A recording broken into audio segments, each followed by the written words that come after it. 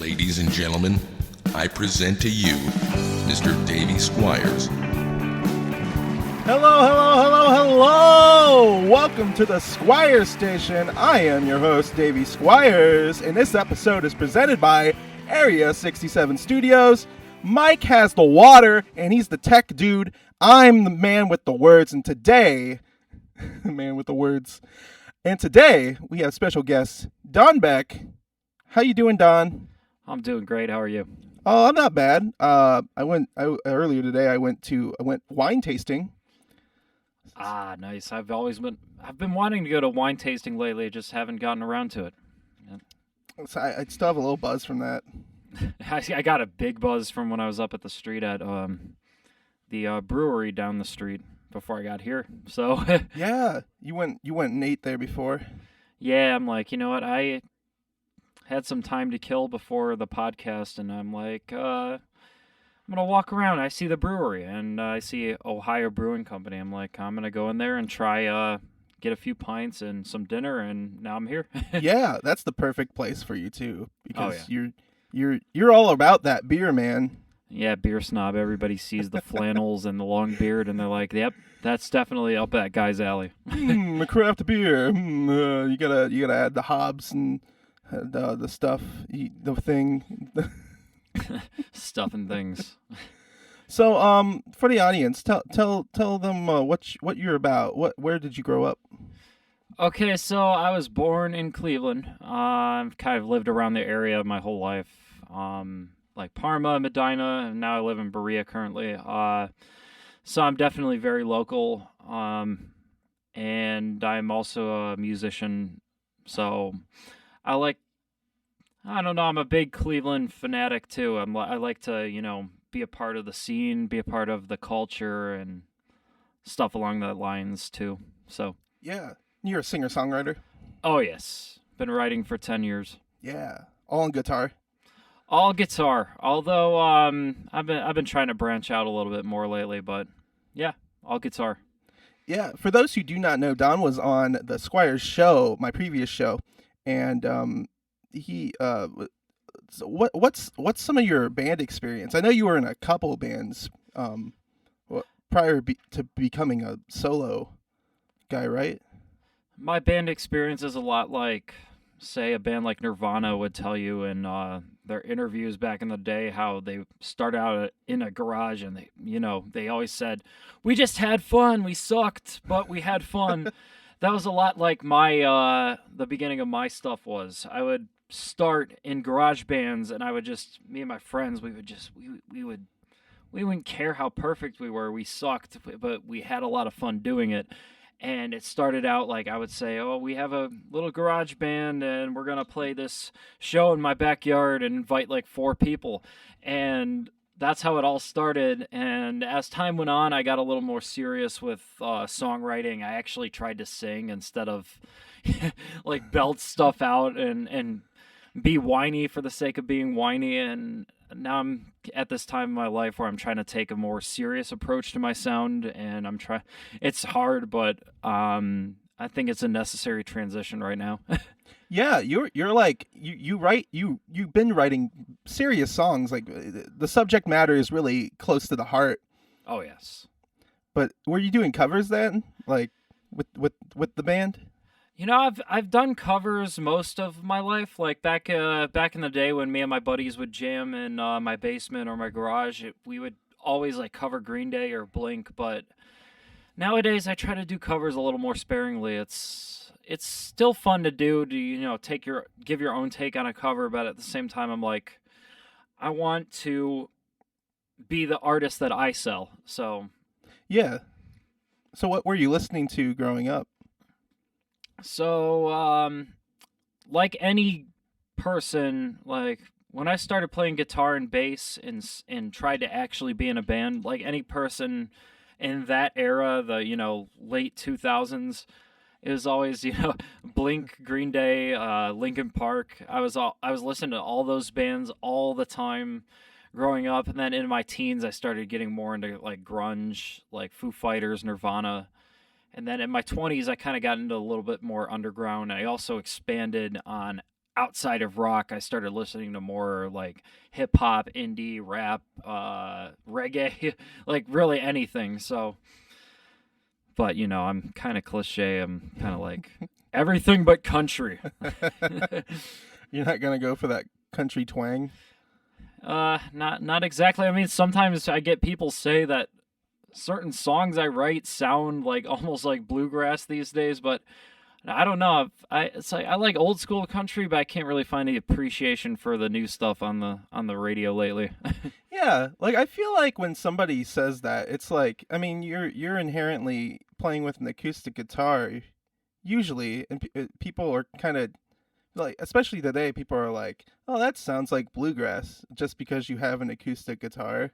I feel like people hear bluegrass whenever they're listening to an acoustic for some reason. Yeah, it was interesting when I wrote the song that's going to be the lead single off my new record. It's the producer I have, Jay Sparrow, who's working on my current new record. He was like, "This kind of gives me a bit of a bluegrass feel." I'm like, "I've never heard that in my entire life, but I'll take that as a compliment." Yeah. So I have to ask, how was you stream? Did you stream today for the Ingenuity Fest Last night I streamed. last night? How was that? I kind of took a nap before, so I was kind of groggy, but at the same time, I had a lot of fun doing it. I probably could have prepared a little better, but it was still pretty fun. Yeah. I mean, that's a pretty big festival. Like online wise, that's Yeah, did you have a time slot on there? not this time. Okay. I'm kind of just a podcast guy now. Oh, that makes sense. I'm kind of busy lately too with work and a few other things, but I'm also trying to squeeze in time for music as well. So Yeah. Like I think the scene is so like slowly coming back. People are finding ways around social distancing and playing the drive-in shows and the socially. I know the Coda up in Cleveland was doing a cool thing where they're having shows outside and all the tables are spaced, and it looked like a pretty good like plan. Like all these venues are doing. that's exactly the thing. Like they're finding ways to work around it, and even I just saw Mikey Silas about 2 weeks ago. Or sorry, I saw his band Apostle Jones about 2 weeks ago with my buddy Cole, and it was at the Music Box, and the music was fantastic. And but they at the venue they're like, you got to stay at your table, and I so badly wanted to dance. You can't dance; it's illegal. So it's a totally different environment, but I'm still glad. It's like, something's better than nothing. Mm-hmm. I would rather be able to catch a live show when I can other than not see one at all, even though like it really makes me want to, like, especially Apostle Jones, their music. I was really wanting to get up and just, rock out, but it's going to be time before we get back to there, but I'm sure it'll happen someday. It's gonna take some time before we get back to the dancing. We gotta work our way up.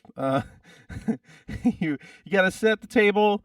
You can't move around. You can't dance. No drinks after 10. No drinks after 10, Don. Come on. That's bad. That's why I drank my wine in the afternoon. At home. At home. Well, I actually went to a nice winery here in Cuyahoga Falls, Sarah's Vineyard. That's right. Was that the one you were telling me about earlier? Mm-hmm. Oh, yeah. That's so crazy. I've never been to a winery before. It's still on my bucket list. There's quite a few around here.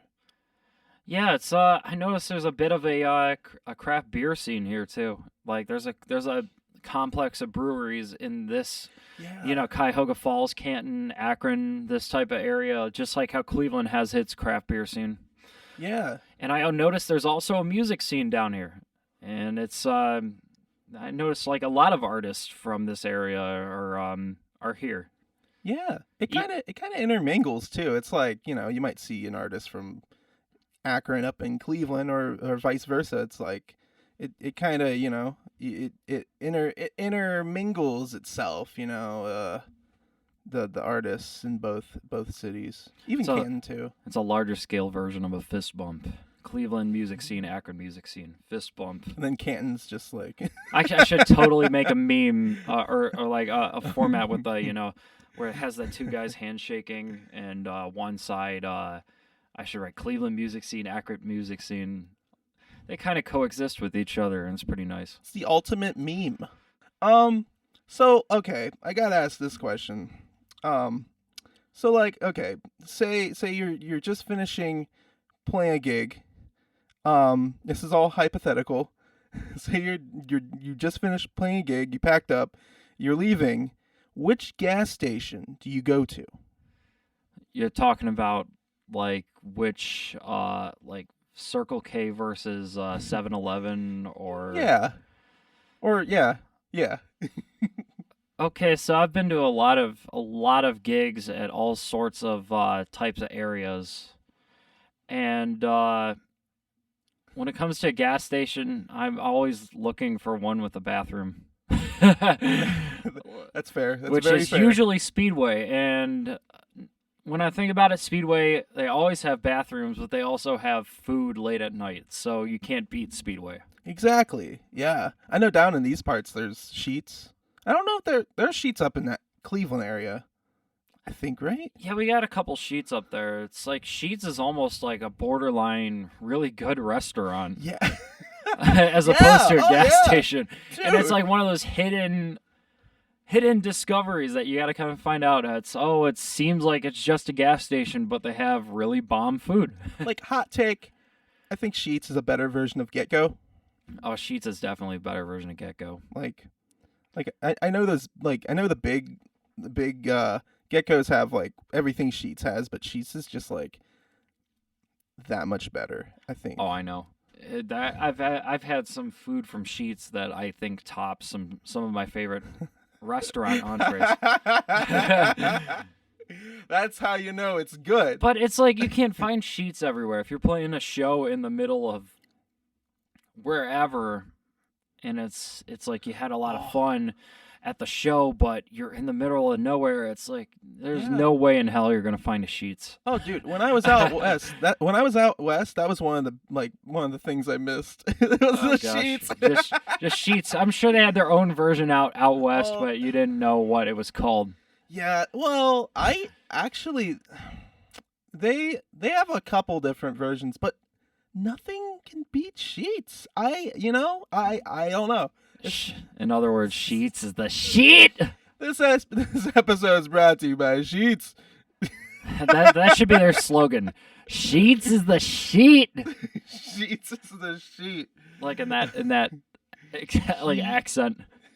This is the sheet. That voice, that was perfect. Actually, that's perfect for an advert here. Oh yeah. So Don, how did you get into playing guitar? What kind of led you to guitar instead of any other instrument? It's a long story, but I'll try to make it as short as possible. It was about 8th grade. I was on the football team, and everyone got bigger and taller around that time. And I had been playing football for a while back in middle school. Puberty? So everybody got bigger and taller. I just got taller. I didn't get any bigger. So I was getting plowed, and I was also kind of awkward. I was kind of like the bullied guy on the football team, but I was kind of... It was because I was a twig. I was getting plowed over, but then I was kind of like, you know what? Maybe this isn't my thing. Maybe I should take up music. And I kind of met this girl at recess back then. Her name was Amber, and she had the same exact birthday as me, and I'm like, all right, I have a crush on this girl. I got to find a way to impress her. And I found out we were having a big show at the middle school for Christmas. So me and my brother and my friend Jake got together. My brother plays drums, Jake plays guitar, and I was kind of learning how to play bass for this thing. And I'm like, you know what? We're gonna play at this middle school talent show, and we're gonna impress Amber. just so it was all for me at the time. But then that never happened. But I did have a birthday party. I was like my 14th birthday. And she came over to that 14th birthday party because I invited her. I was like, finally, I got my chance to play around her. And back in the day, my teenage self was beyond excited for that. And God, I listened to recordings of stuff like video recordings, and it's so nostalgic. But at the same time, it brings me back to when I used to be a really terrible singer and guitar and bass player.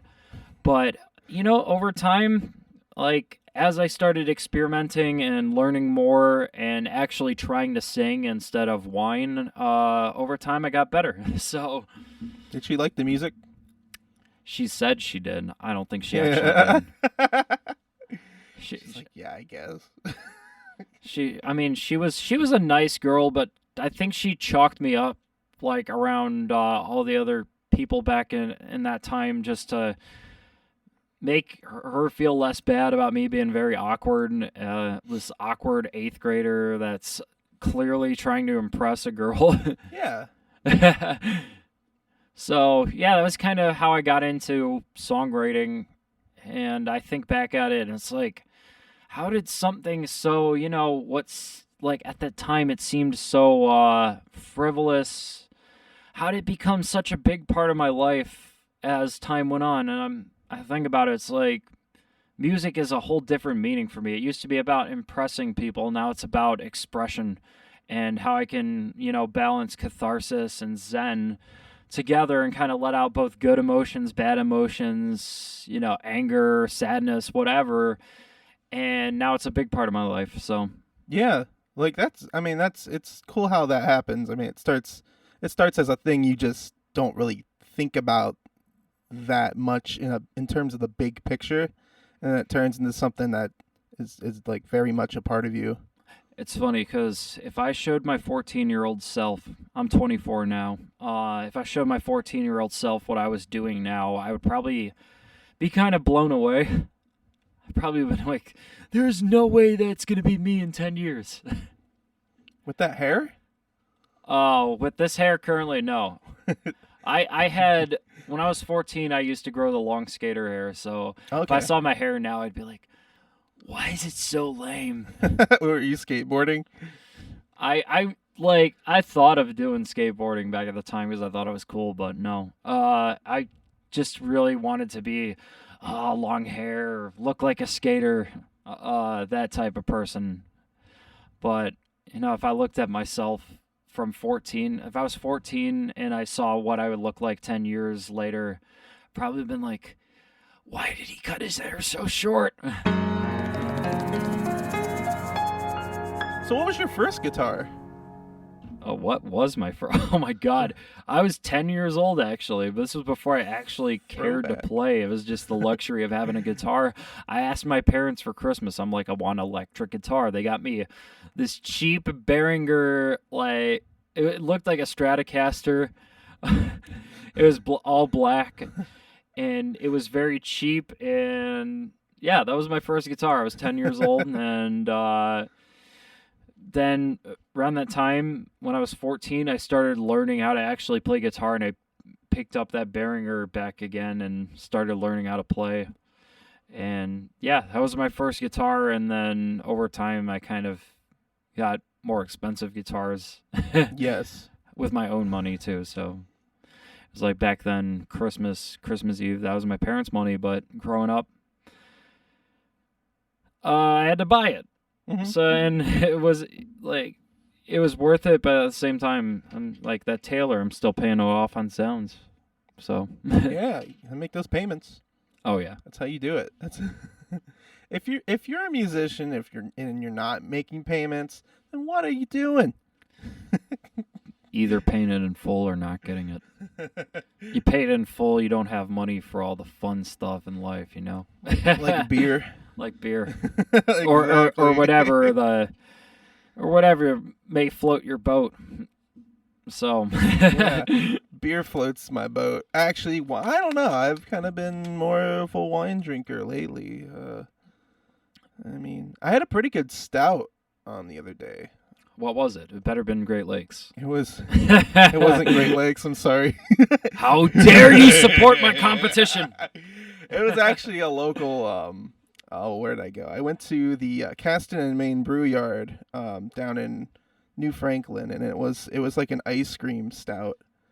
That sounds good. It was really good. Oh man, it was Pab's ice cream.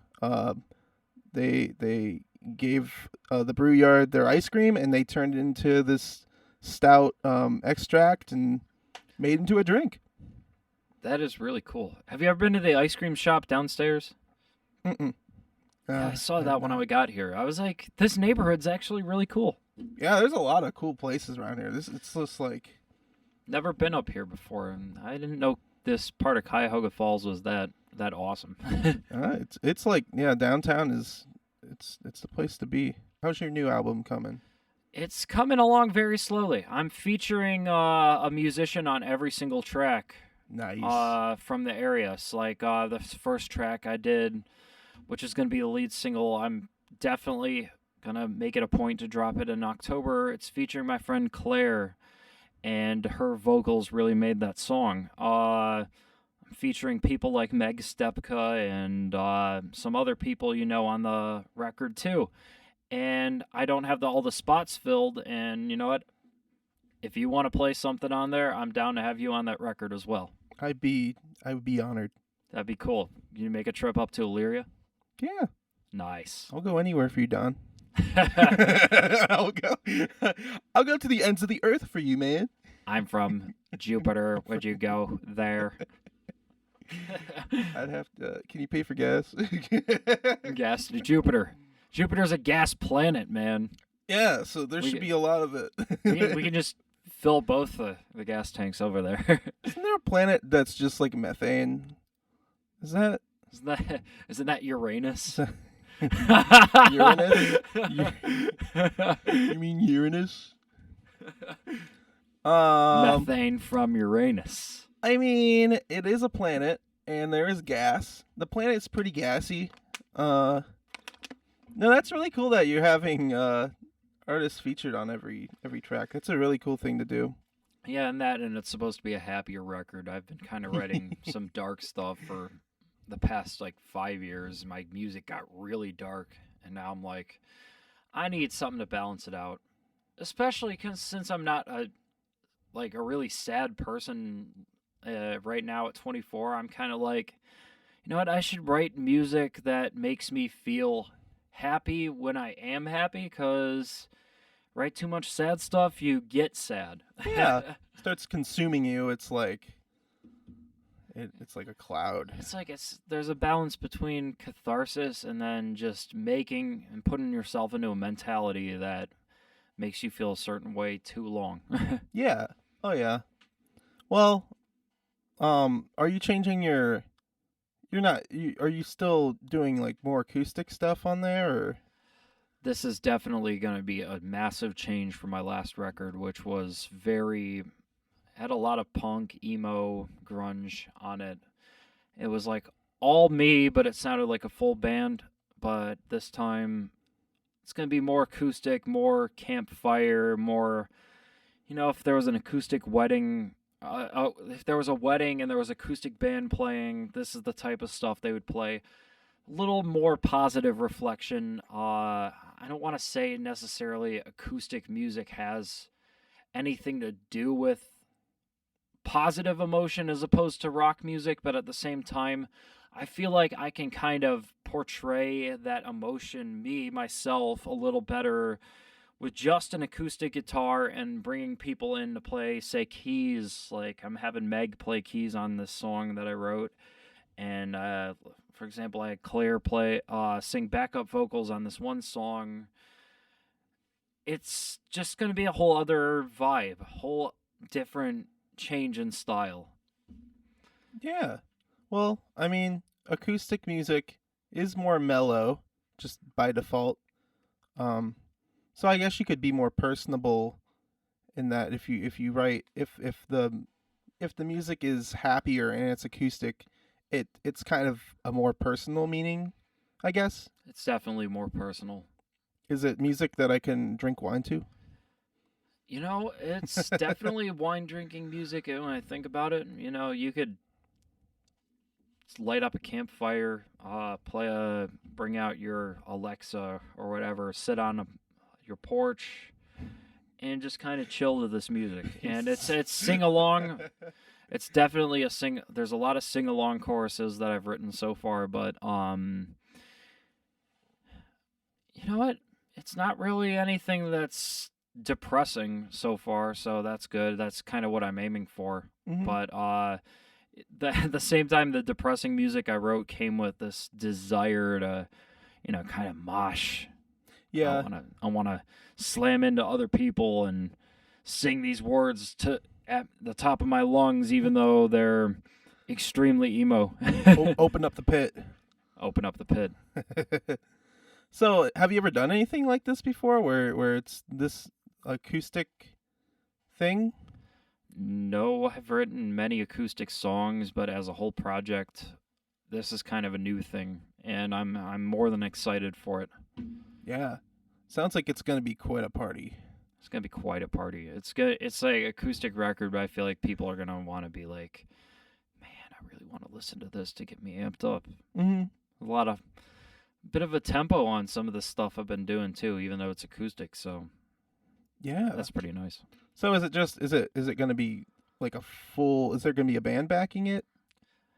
Not necessarily. I mean, I had Jay Sparrow do a little percussion on the lead single, which is called "Like the Birds," which should drop in October. And thinking of having some drummers and percussionists on certain tracks, but overall, there's no set band. It's mostly whoever I feel is gonna fit Mm-hmm. whatever I wrote, and I'm also having co-writers write with me too. So Yeah. No, that's really cool.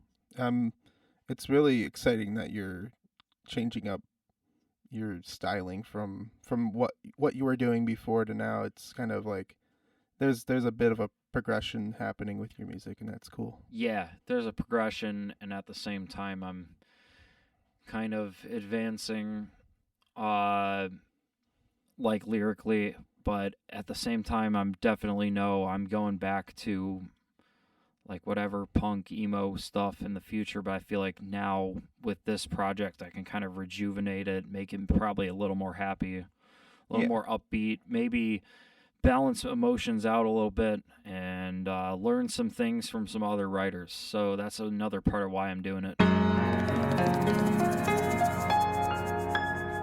So we mentioned some venues before, but what are some venues you like to play around here? So you're talking about up in Cleveland? Yeah, or anywhere in general. There's nostalgia aspects with a lot of venues such as Mahal's. I've played shows there and I've watched shows there. I love playing there for that reason. It just brings back a lot of memories. That's probably one of my favorite places to play. The Grog Shop as well.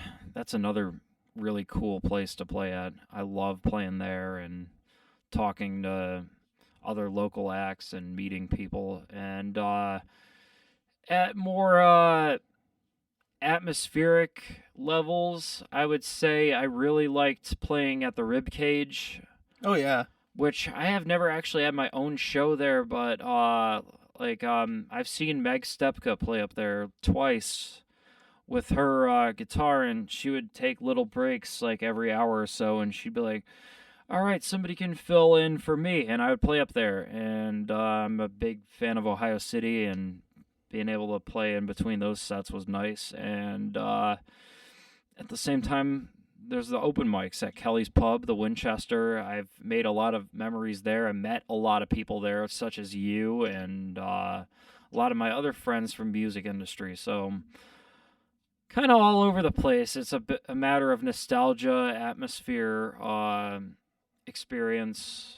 I really like playing at a lot of the venues. Yeah. Even Peabody's back in the day. I played there in like 2012, and it was What a throwback, man. Man, it was such a dirty place, but it was so fun. I miss that place, man. It was a lot of fun playing there.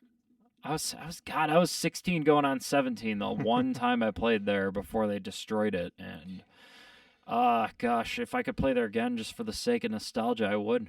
Yeah. Oh yeah. Just reopen it. Yeah. Oh, what a throwback! I miss the rib cage too.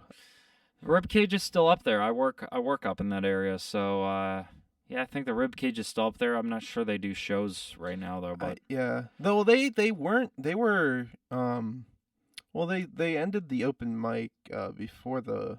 I think that was last year. They ended the open mic or something like that. they did, but they were doing shows on Saturday nights. And I was talking to the person that kind of runs the shows there, and I was supposed to be part of it, but COVID hit, and I haven't been able to do shows lately. But I'm excited to get back to it when that time comes around. So, do you have any tips for younger musicians that are just starting out? You have to not care what other people think, and that's so cliche, but you really don't. You'll, like, for example, if you're in a garage band like I was, you'll get the mentors or whatever saying they'll support you, but they'll also be saying stuff like you got to work on your vocals, you're off key, blah blah blah. That stuff is constructive criticism. You can't take that to heart. But you'll also get the snobs out there that will say, oh, you suck. You'll never be able to get there. You have to ignore those people. And regardless of how bad you suck, regardless of what you do, you have to keep going. You have to play in front of people.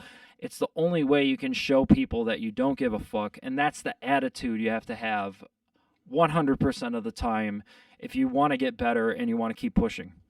Wow. And that's how kind of where I am now. It took all those years. Yeah. Yeah, that's a good point actually. Like you gotta kind of get over that hump that people like. You just you have to give a fuck, but you have to give a fuck about the music you're playing and not what people think. It's like you'll have allies that will tell you constructive criticism, and it's like you can take it or leave it at your own time. That's kind of what I did over the years, but you'll also have people that will just try to get you for the sake of making themselves feel better, and you have to learn to separate those two people. Like, oh, this person supports me, but they think I can do this better. This person is trying to make me stop playing so they can feel more secure about themselves, and you have to separate those two things, because when you're first starting and going through all that, you'll hear stuff on both sides and it will make you want to stop. Mm-hmm. But you have to separate those two and you have to keep going. It's all about emotion. It's Mm-hmm. really like some people may want to play for technicality, but for somebody like me, I gotta say, for me it's always been about emotion. It's always been about expressing who you are and finding your identity. And to be honest, I listened to songs I wrote from when I was a teenager, and I cringe at my voice back then, but at the same time, I'm like, this is nostalgia. This reminds me of a time I had a lot of fun, even though I sounded like a dying cat.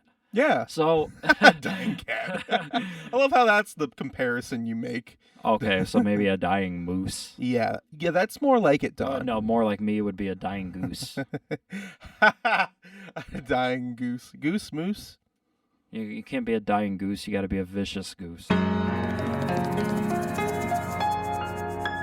This one is a kind of a cheesy love song about the city of Cleveland. It's the title track of my last record, The Forest City, and it is the last track on that record. So here we go.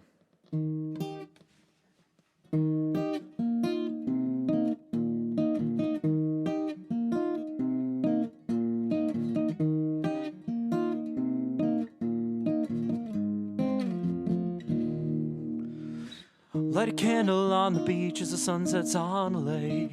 Looking out to the east as the city lights my face. Looking out to the west, the gradient of a sunset as the sunshine fades away. Down the river and through the flats, my songs echo through the land. The moonlight starts to glimmer and illuminate the band. Crack open a door under and cheer for our town. The Cavaliers, Indians, and Browns. Cleveland, Ohio, my town, yes I know. It's Cleveland, Ohio. Come on and let your light. Ohio City, Tremont, and East 4th Street. We sing, we dance, we cheer as we're toasting our drinks. Nothing to celebrate, just the fact we are alive and brighter than the stars in the sky. Crimson sparrow, wingless canary, dark owl and I, we fly in our dreams as we touch the city skyline. Through the forest city where I'll live and where I'll die, but my name will live on every day and every night. Cleveland, Ohio, my town, yes I know. It's Cleveland, Ohio. Come on and let your light glow.